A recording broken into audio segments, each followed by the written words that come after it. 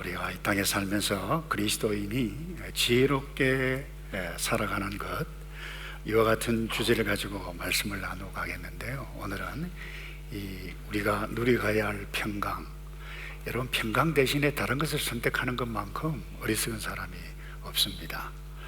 누가 당신이 지금까지 살면서 무엇이 가장 힘들게 했느냐라고 물으면 여러 가지 대답이 나오겠습니다만은 돈 문제일 수도 있고, 또 자녀 문제일 수도 있고, 건강 문제도 있을 수 있습니다만은, 여러분, 돈도 있고 건강도 해도 사람과 사람 사이에 빚어지는 갈등이 나에게 나타났다라고 하면 한순간에 그 평강, 마음의 평강이 날아가 버립니다. 낙심하게 됩니다.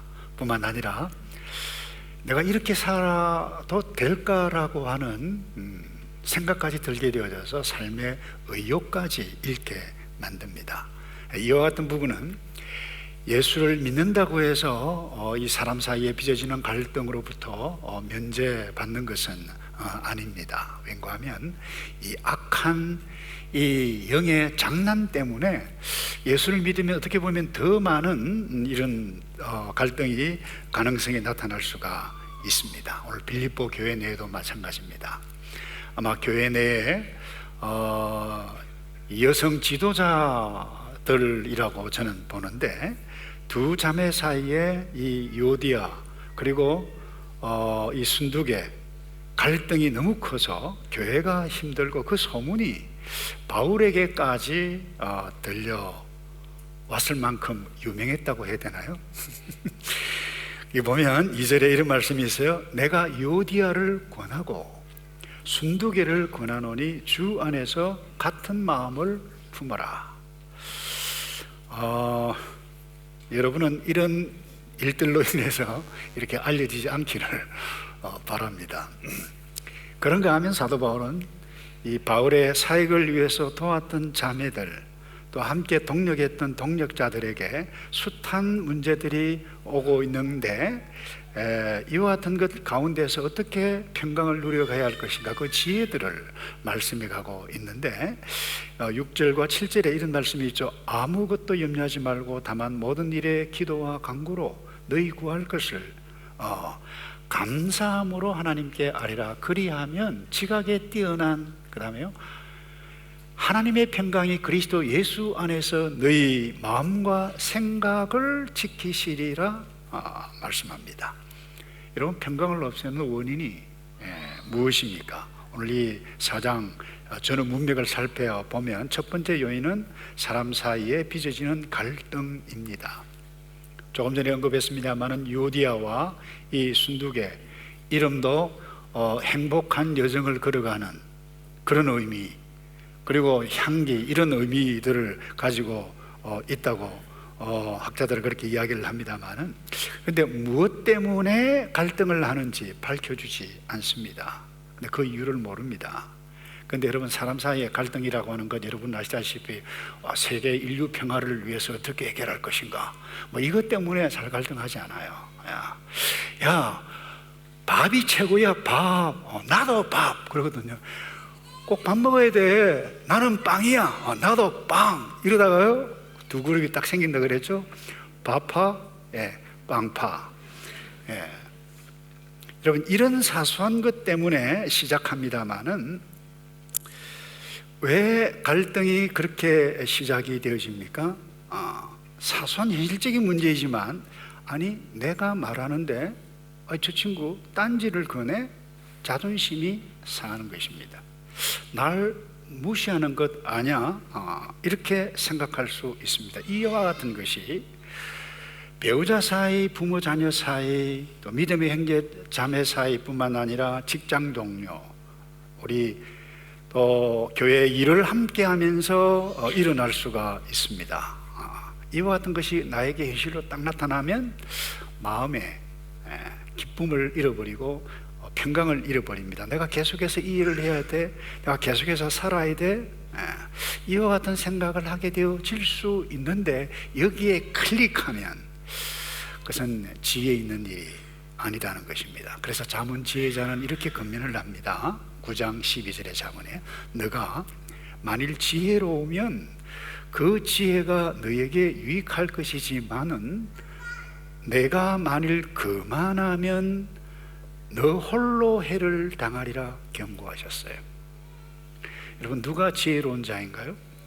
여러분, 배우자 사이든 부모 자녀 사이든 그 어떤 관계에 갈등이 있을 때는 누가 참고 누가 져주죠?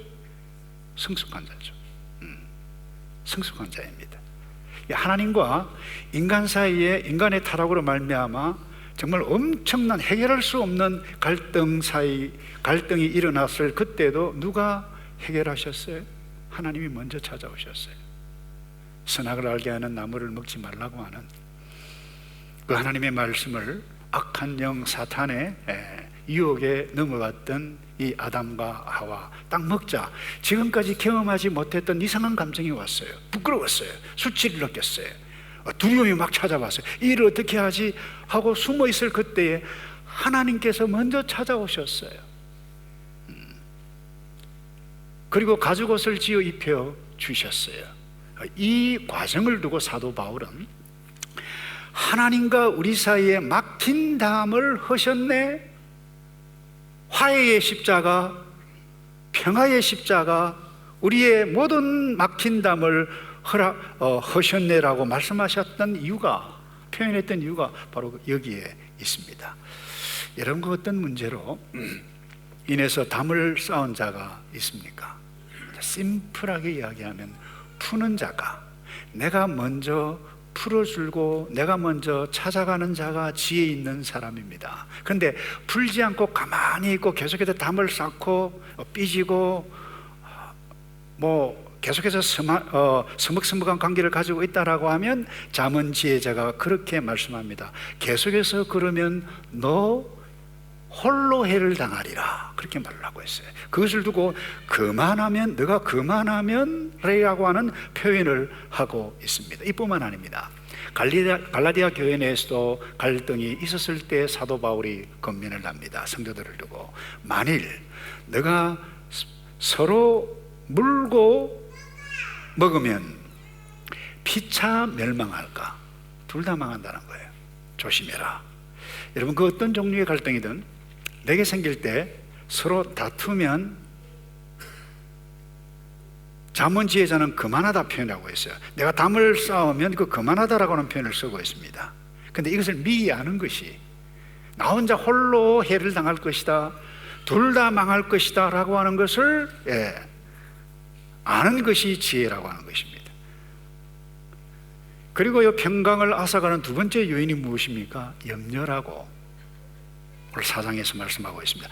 아무것도 염려하지 말고 다만 모든 일에 기도와 간구로 너희 구할 것을 그것도 감사함으로 하나님께 아뢰라 말씀해 가고 있는데, 여기 염려라고는 의미가 뭡니까? 막 생각이 여러 갈래로 막 나누어진다는 거예요. 생각이 하나고 마음이 하나 되면 머리가 복잡해질 이유가 없습니다. 염려하지 않습니다. 염려라고 하는 것은 이 생각이 많다는 거예요. 천갈래 만갈래, 어떻게 하지, 이 일을 이렇게 할까 저렇게 할까. 그게 다시 말해서 이 얽혀서 복잡한 상태를 두고 염려라고 하는 것이 이 원어의 의미입니다. 근데 가끔 연세 드신 분은 인사를 할 때 요즘 점점 많으시죠. 그렇게 인사를 하는데 그 인사는 썩 좋은 인사는 아닌 것 같아요. 그죠? 인사를 바꾸어도 괜찮지 않겠나라고 하는 생각이 듭니다. 근데 여러분 보세요. 염려는 나의 기대와 생각대로 안 되거나 감당하기 어려운 일을 만났을 때 일어나는 감정의 불안이 염려죠. 내가 할 수 있고 풀 수 있어 처리해버리면 그 미할 거리가 없습니다. 근데 문제는 내가 할 수 없는 일이 일어나기 때문에 염려합니다. 특히 사람 사이에 일어나는 문제는 내가 최선을 나는 그야말로 낮추고 또 낮추어도 잘 안 될 수도 있어요. 내가 낳은 어린 자녀 여러분 마음대로 되던가요? 소녀 마음대로 할 수 없는데 할아버지한테 인사해야 하면 NOP! 와, 섭섭하던데요.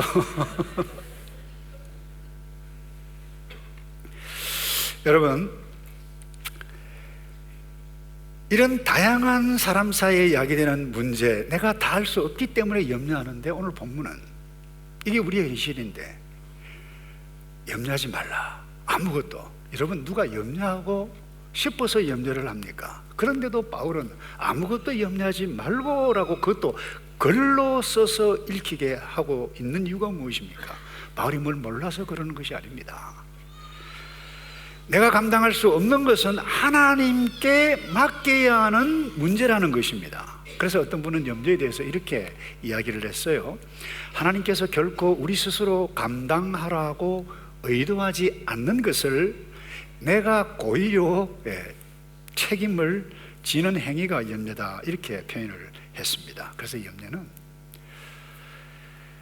당신이 하지 말고 그 염려를 하나님께 내어놓아라. 사도 베드로도 그렇게 동일하게 표현을 했습니다. 너희 염려를 다 주께 맡겨버리라. 너희 염려를 다 주께 맡겨버려라. 이 말은 주께 던져버리라, 이 말씀이죠.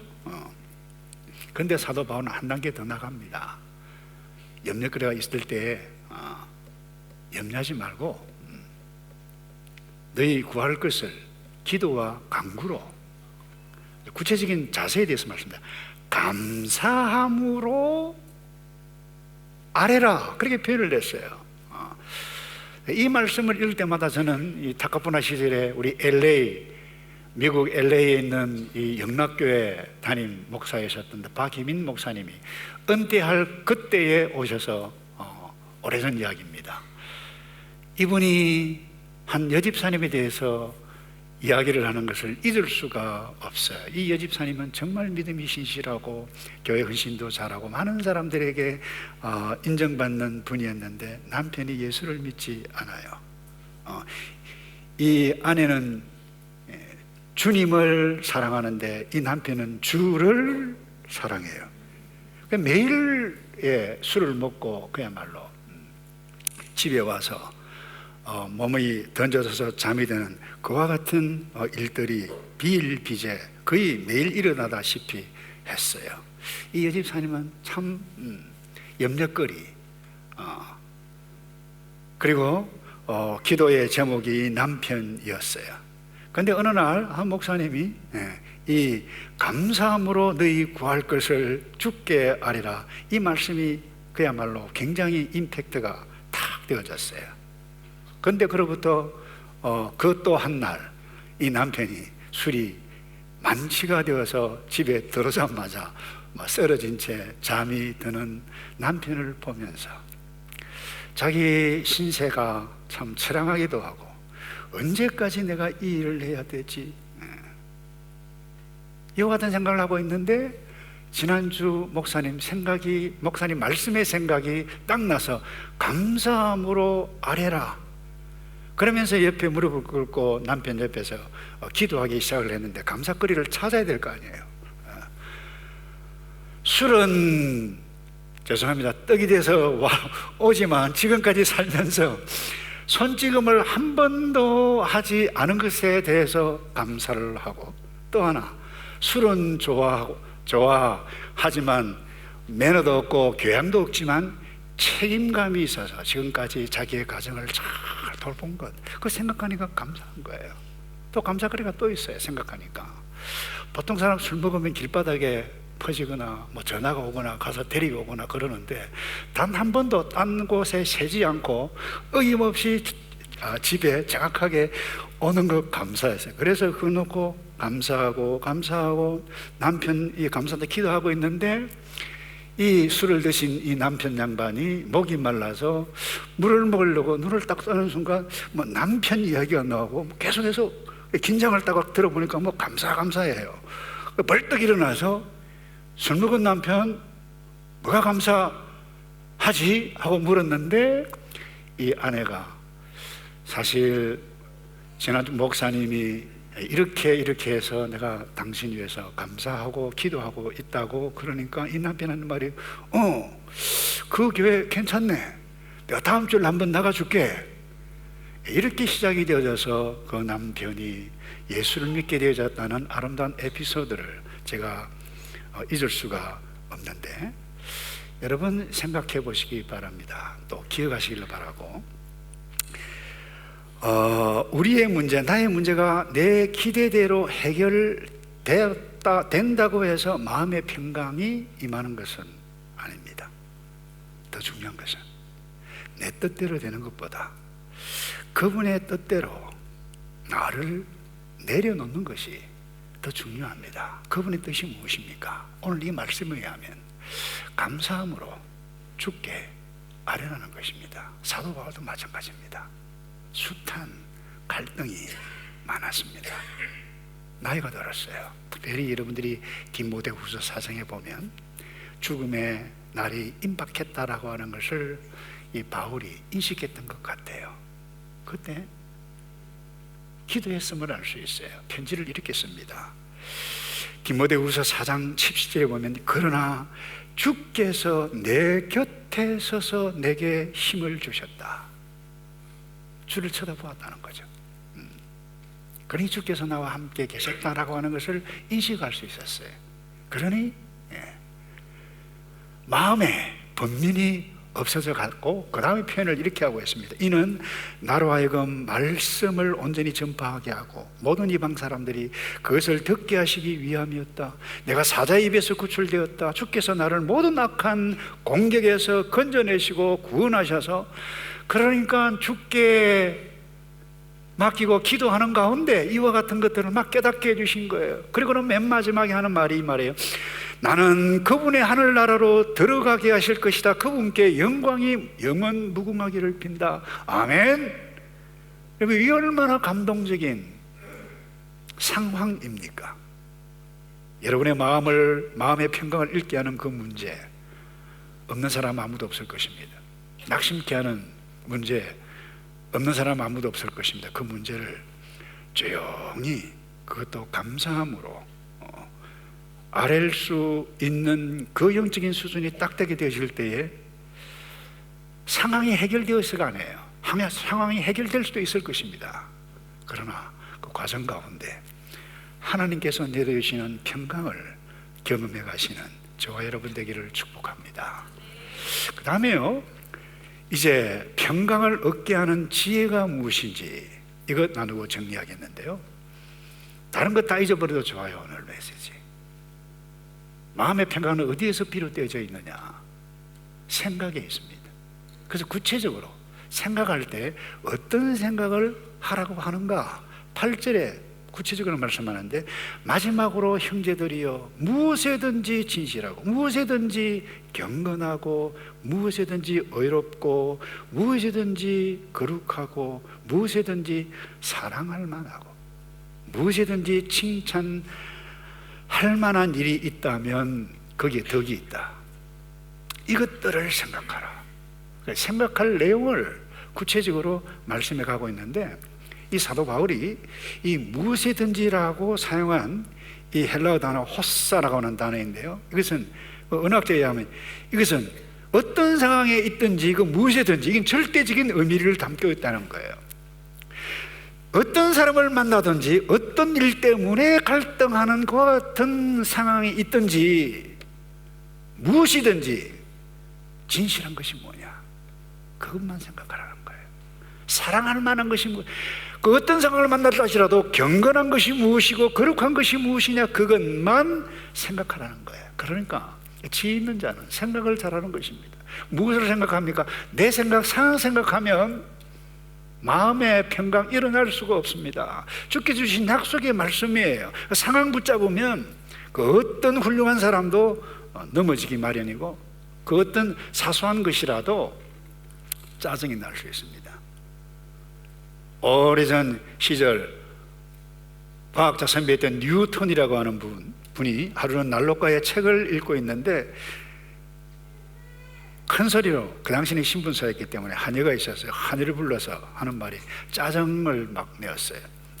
이 난로불이 이렇게 뜨거워서 어떻게 해, 불 좀 낮추라 하고 말을 했어요. 여러분 아시다시피 옛날 난로 무슨 난로입니까?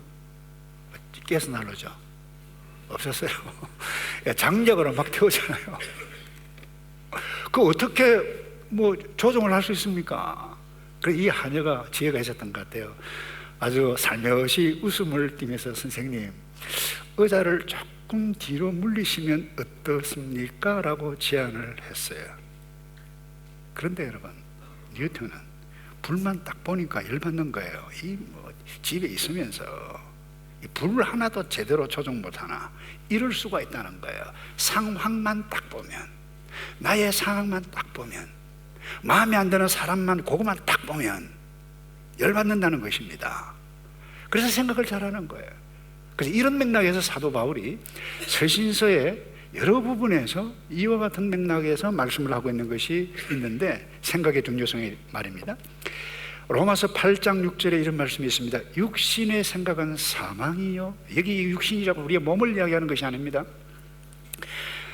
타락한 하나님의 백성이, 은혜를 떠난 사람의 삶의 모든 시스템을 가지고 있는 사람을 두고 이야기하는 것입니다. 상태를, 영적인 상태를. 그래서 육신의 생각은 사망이요, 영의 생각은 생명과 평안이니라.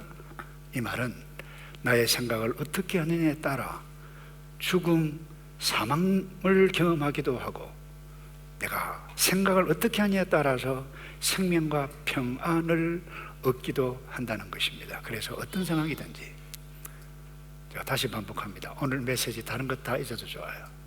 여러분의 삶의 행복, 미래의 행복, 현재의 행복, 여러분 생각에 달려 있습니다. 나만 내 처지 생각하고 상황 생각하면 낙심하게 됩니다. 사도 바울은 구체적으로 무엇이든지 진실한 것, 무엇이 경건하냐, 무엇이 거룩하냐, 무엇이 칭찬받을 만하냐, 내가 지금 이렇게 하는 것이 칭찬받을 만한 것인가, 덕을 세워가는 것인가 아닌가, 그거 생각하라는 거예요. 이것들을 생각하라는 거예요. 그래서 여러분, 역으로 상황만 생각하고 내 처지만 생각하게 되어지면 부정적인 생각을 할 수밖에 없어요. 낙심할 수밖에 없습니다. 예수를 잘 믿고 지금까지 왔는데 어려운 상황만 딱 보면 하나님 왜 이렇습니까? 도대체 나에게 다른 사람은 다 행복한데 왜 우리 집만 이렇습니까? 나만 이렇습니까? 자기 영민에 빠집니다. 그리고는 주위에 믿을 사람이 한 사람도 없는 것처럼 느껴질 수가 있습니다. 외로움을 느낍니다. 내가 무엇을 잘못했습니까? 왜 이러시죠? 지혜 없이 반응을 하는 것입니다. 그러면요, 모든 것이 삐딱해 보입니다. 교회에서 봉사도 잘하고 접대도 잘하고 아름답게 섬기는 사람 삐딱하게 보는 것입니다. 왜 저랬을죠? 그 사람의 얼굴에 평강이 나타날까요? 그럴 수가 없는 것입니다. 그것은 하나님의 평강을 스스로 내어 쫓아내는 것과 동일한 것입니다. 이것이 발전되면 여러분 소화도 잘 안 됩니다. 잠이 안 옵니다. 잠을 계속해서 잘 못 자면 몸에 이상이 올 수가 있습니다. 그것은 옳은 것도 경건한 것도 칭찬받을 만한 것도 아닙니다. 말씀을 마무리합니다. 바울을 생각해 보십시오. 다메섹으로 가는 길에 부활하신 예수님을 만난 이후에, 예수 믿고 난 이후에 단 한 번도 곁길로 간 적이 없습니다. 물론 갈등이 많았어요. 상황이 보세요. 북구라파를 다니면서 복음을 전하고 소아시아에 다니면서 직접 간접으로 세웠던 교회들마다 자기는 지금 감옥 속에 있습니다. 들려오는 소식마다 저 교회도 문제고 이 교회도 문제고 빌립보 교회도 문제고 다 이단들이 들어가서 교회를 어지럽히고 싸움을 하고, 고린도 교회에서는 내가 잘났니 내가 잘났니 그렇게 하면 된다 안 된다 이런 말들이 듣는데, 여러분 인간적으로 생각하면 이 바울 되는 것이 하나도 없었어요. 근데 이와 같은 소식을 듣고 써내려간 서신서의 내용이 보세요. 고린도 교회, 그 문제 많은 그 고린도 교회, 하나님의 뜻으로 말미암아 부름을 입은 거룩한 성도가 된 여러분에게 은혜와 평강이 내게 있기를 원하노라, 이런 식으로 계속해서 편지를 써내려가요. 단 한마디도 부정적인 단어를 사용한 적이 없습니다. 이 빌립보 교회도 마찬가지입니다. 내가 나의 일로만, 나의 매임으로 인하, 이 말은 감옥에 있는 이 일로 말미암아 너희가 염려할 필요가 없는 것은 오히려 로마의 수비대 안에 나를 지키는 이 로마 군인들 사이뿐만 아니라 그 가족들 사이에 예수 믿는 복음이 진보가 나타난 줄 너희가 알기를 원하노라. 오히려 기뻐하고 기뻐하라. 이게 말이 됩니까? 여러분, 바울이 내가 어쩌다가 이 지경이 되었지 하는 순간 무너졌을 것입니다. 그런데 바울은 한결같이 기뻐하라, 기뻐하라. 내가 또한 말하노니 주 안에서 기뻐하라. 무엇이든지 참되며, 무엇이든지 경건하며, 무엇이든지 경건하며, 무엇이든지 칭찬받을 만한 것이 무엇인지 이것들을 생각하라 말씀해 가고 있습니다. 여러분, 무엇을 선택하시겠습니까? 바울은 로마서 12장 1절에 이 타락한 세상은 우리를 더욱더 갈등으로 몰아넣는 일들이 많아질 것이라 라고 하는 것을 알고 그렇게 권면을 합니다. 너희는 이 세대를 본받지 말고 오직 마음을 새롭게 함으로 변화를 받아, 그 다음에 그렇습니다. 하나님의 선하시고 기뻐하시고 온전하신 뜻이 무엇인지 분별하도록 하라 말씀하셨습니다. 여러분의 행복 이미 주께서 다 주셨습니다. 중요한 것은 그 어떤 일들을 만날 때, 기가 막힌 일들을 만날 때라도 생각이 중요합니다. 하나님의 뜻을 분별하는 지혜로 승리하시는 삶을 누려가는 저와 여러분 되기를 축복합니다. 기도하겠습니다. 아버지, 감사합니다. 우리를 낙심하게 하는 일들이 너무도 많지만 주의 약속의 말씀을 묵상하고 생각 잘하여, 아니 주께서 내게 되셔서 하나님의 섭리를 쫓아 반드시 이기게 하실 그 하나님을 믿으며 승리해가는 우리 모두이도록 복을 내려 주시옵소서. 예수 그리스도의 이름으로 감사하며 기도하옵나이다. 아멘.